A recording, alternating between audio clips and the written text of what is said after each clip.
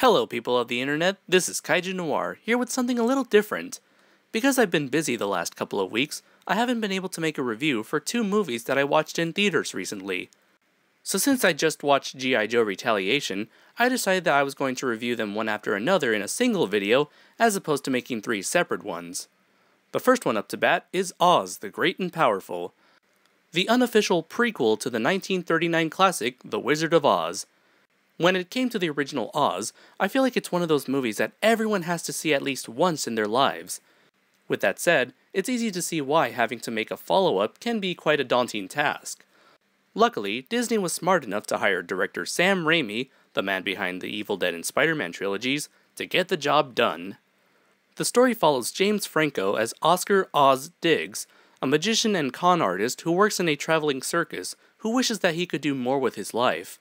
When he gets caught in a rather familiar tornado, he gets transported to the magical land of Oz. The denizens of Oz believe him to be the prophesized wizard who shares the same name as the land and who will save them from the evil Wicked Witch. Oz, with fame and fortune on the mind, decides to play along and sets himself on a journey where he will have to put his skills to the test as well as meet many characters along the way. While I was watching this movie, I was afraid that this was going to be a very predictable plot, but what kept this movie fresh were great characters and an interesting plot development in the middle of the story. The characters were all very well done. While Franco's portrayal of Oz might not have been the one that I would have preferred, I still really enjoyed watching him and the character arc that Oz goes through. I especially love the two companions that Oz meets, who both reflect certain people that he knew in his life, keeping in tradition with the original movie's characters. The Wicked Witch was a great villain, and because of her origin that was presented here, she gets an added layer of depth that will change the way you'll see her from now on.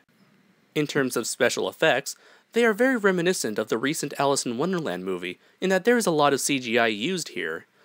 There were times where the effects looked unconvincing, but luckily for the majority of the time, a lot of it was put to good use for both the scenery and the characters.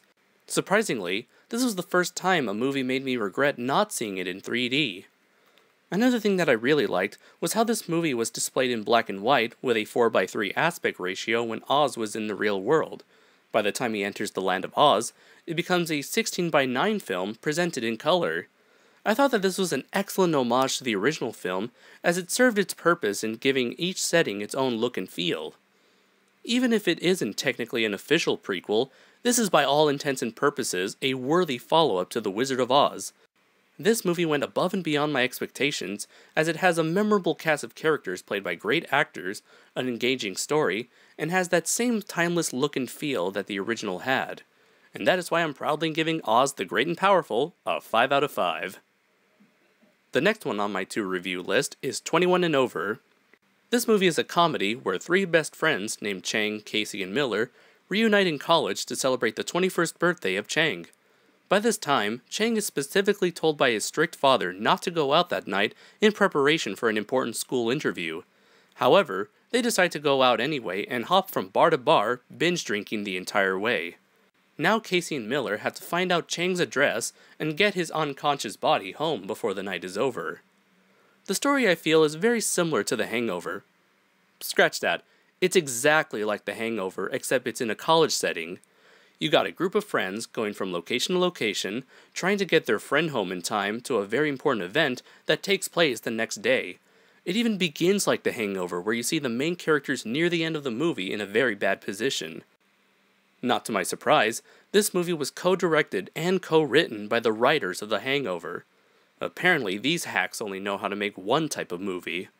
Even if you've seen The Hangover, you can still predict what is going to happen, since every character Casey and Miller mess with early on comes back to seek revenge on them. As for the trio of characters, I didn't particularly like Miller, and Casey and Chang were okay to say the least. What I did like was that the chemistry these actors had seemed genuine enough that I would believe why their characters had been friends for so long. In terms of the humor, I thought it wasn't that funny, as it's basically nothing but raunchy sophomore humor. Now normally I would avoid these type of movies, but since I was with a group of friends, I figured why the hell not? And why the hell indeed. Every time a supposedly funny scene took place, I just sat there annoyed, as the entire audience was laughing. Maybe it's me, but I don't find it funny when two guys are forced to kiss each other, or when someone walks around in the nude, or when someone is eating a tampon, or when someone falls off a building and lands on a car. I understand that humor is very subjective, and what one person finds funny, another might not.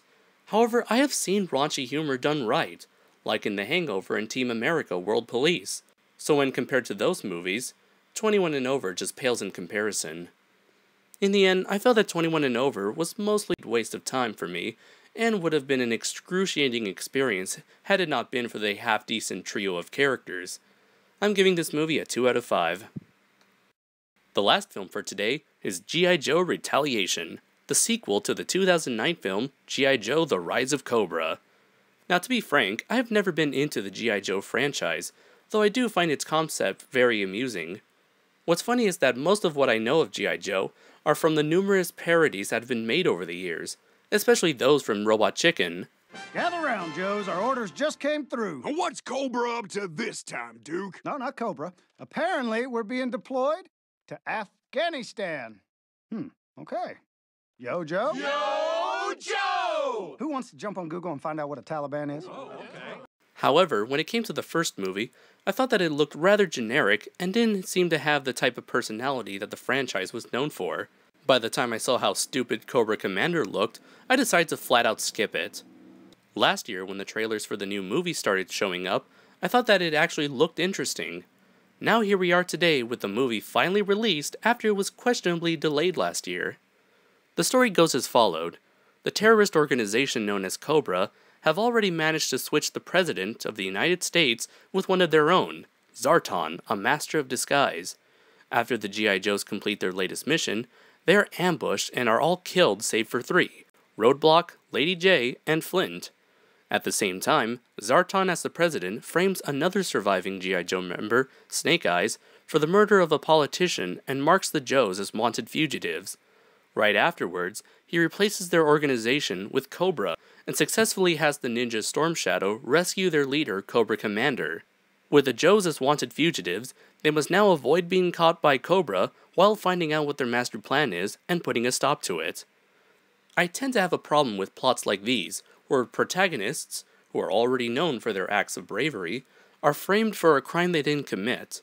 This is because I find it hard to believe that everyone would believe that their established heroes would suddenly turn evil, especially when in this case only one Joe supposedly went rogue. A bigger problem I had with the story was the subplot involving the ninjas Snake Eyes and Storm Shadow. Their whole story feels like a completely different movie both in style and tone. While it was quite entertaining, it causes the audience to have a truckload of exposition dumped on them with barely any time to comprehend what's going on. In terms of characters, I thought that the Cobras were all very enjoyable, especially Cobra Commander, who is that classic villain who wants nothing more than to rule over everything. Sadly, I found the Joes very lacking. Both Roadblock, played by Dwayne Johnson, and Duke, the protagonist of the last movie played by Channing Tatum, were the only protagonists that were really fleshed out. In what little screen time Duke and Roadblock share, manages to convince me that they have a very believable friendship. Snake Eyes would have been great if not for that clumsily delivered exposition. Lady J is given an interesting backstory, but nothing more beyond that. And finally, Flint is given virtually nothing to do in the movie beyond shooting a gun. He isn't even shown in most of the posters. As for Bruce Willis as the original Joe, it was a cool idea, but it wasn't really done well. His appearance is merely a glorified cameo. If he weren't played by an actor like Willis, then nobody would have cared. In terms of the action scenes, they all have that shaky camera work with numerous quick cuts, which seems to be so prevalent in so many action movies today. I hate it when a fight scene is ruined when the camera angle changes every 2 seconds because they ruin the flow of the scene and makes me feel disoriented. The only action scene that I thought was really good was the ninja fight scene on the side of a mountain, since the filmmakers decided not to use the shaky cam for that particular fight. Overall, I was entertained by G.I. Joe Retaliation for the most part, but there were major elements that kept me from really enjoying it.